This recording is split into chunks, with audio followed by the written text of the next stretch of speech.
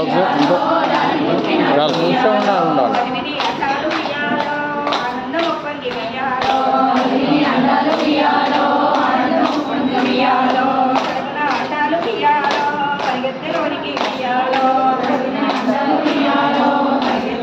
ఒకటి పెట్టినా 139 మంది చూసి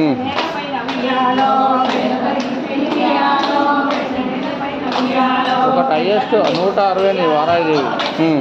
హైయెస్ట్ వారాయి 160 మంది చూసి